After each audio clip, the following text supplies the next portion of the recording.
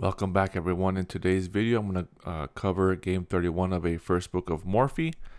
We have Paul Morphy versus Celso Golmayo with the Evans Gambit. And we are focused on middle game rule number 2, when a hidden material exchange as many pieces as possible, especially queens.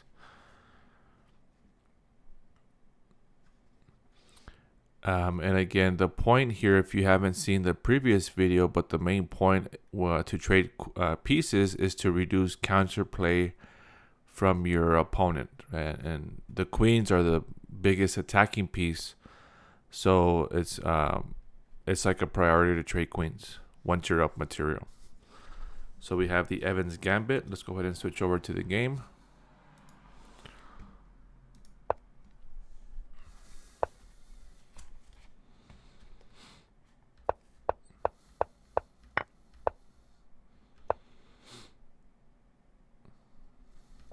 Right, so here, just the author notes that Steinitz showed bishop a5 is the right retreat. It does mention that modern masters advocate for bishop e7, which saves a pawn.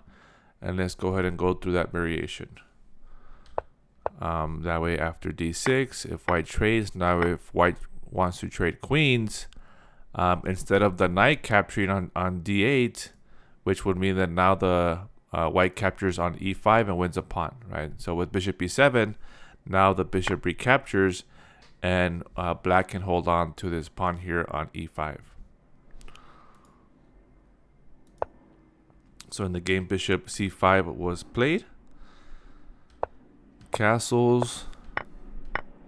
And we get to the same position here where we've gone over this position in other videos with the Evans Gambit, and it's always recommended to play knight a5, attacking the bishop, making the bishop go to d3, or which is best for white because white doesn't want to give up this light squared bishop on c4, or playing bishop to g4.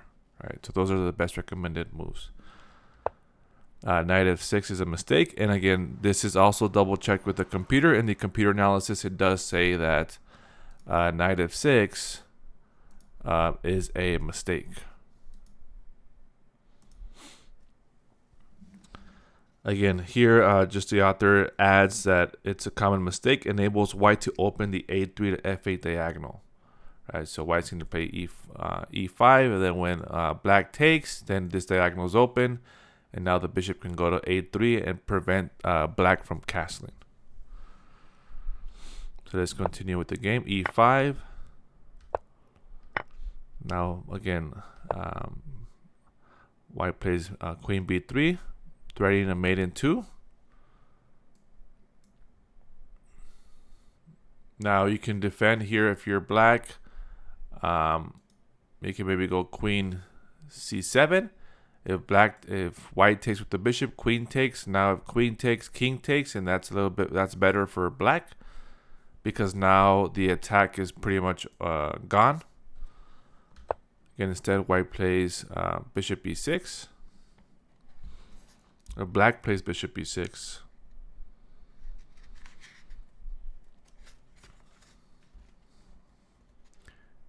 And again, here you can just right away see that white wins a pawn, right? After bishop takes on e6, the pawn recaptures, and then now queen captures on e6, and then now white is up a pawn.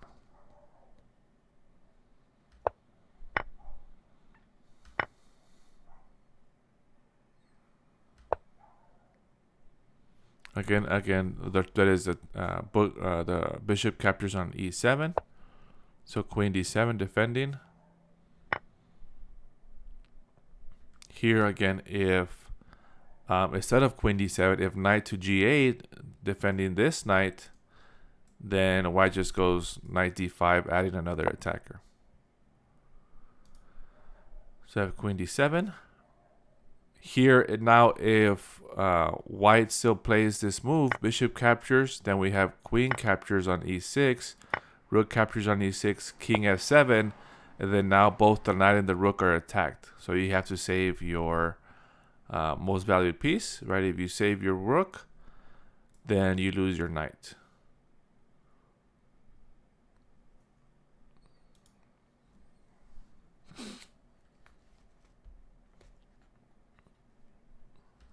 Okay, so we have this trade here.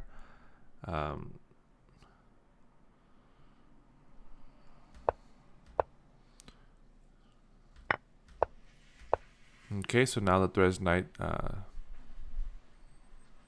So knight b5 was played with rook c7 being a threat.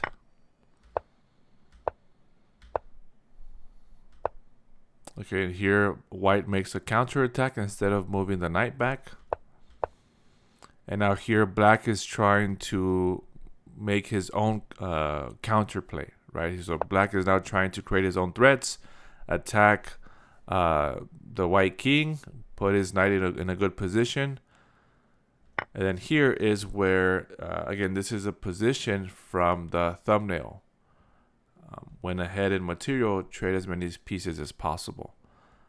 So remember that in this position, that white has a discover check, right? White has discover check, can win discover check here and can win the rook or can win the knight, right? So this is a tactic that white knows he has. Or you can win some pawns. White can win some pawns. Take here with check, king c8, king rook back to c7, and then king b8, and then rook to h7. So like a little windmill tactic. So in this case, white just took on e4 and then now won the rook.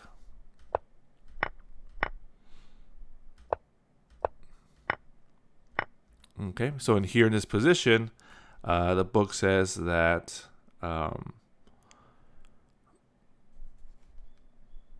black resigned. Now let's go back to this position, right, where knight e4 was played. If instead of knight e4, if a captures, then we have this different variation. We have the windmill that I was mentioning about. And then, well, again, white wins the rook on white wins the knight on f6, and then just trades off the pieces of both rooks, and then should be a winning endgame. So speaking of that, let's go back here with the knight e4. And we have here where black resigned, right? So most of the time, again, here it says that white has a winning endgame, and he traded off the pieces to reduce counterplay. So I'm gonna go ahead and play out the endgame, and I played some normal moves, right? You may be thinking, if you're a beginner player, if you're newer, you might be thinking, okay, so how do you exactly win this endgame? So you have to know that the black king is gonna probably attack the bishop, right? So you give it time to attack the bishop, then you can put your bishop here on b4 to stop the pawns from advancing, and then if the black king still wants to attack your bishop, then you just defend it with a4. So this side is safe. So that means that this plan over here on the king side is to push your pawns, bring your king up and push your pawns, and use your extra pawn to an advantage. So let's see how an endgame would play out. Right now, if black were smart, he would probably just go, okay, this is already. I'm just gonna go straight to over here to defend my pawns.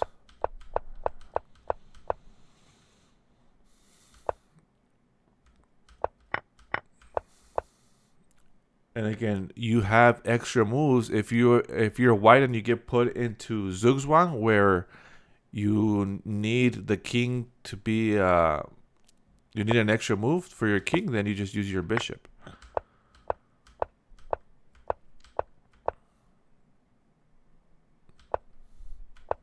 For example, here we just use the bishop to get an extra move, and then now the black king has to go back, and then we take the pawn.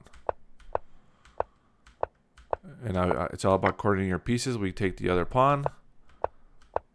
And then here we can just leave the bishop on h6, and we have to get the king to the other side. Let black have some room here on this side, or else there might be stalemate possibilities. And then even we can let the black king take the bishop, sacrifice the bishop in order to get our queen.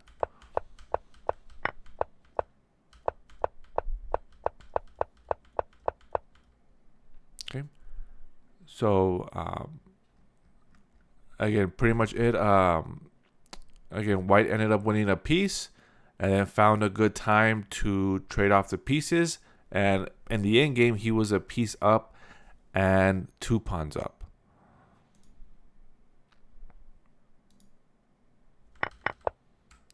All right, so that is it. Thank you for watching, and I will see you in the next video.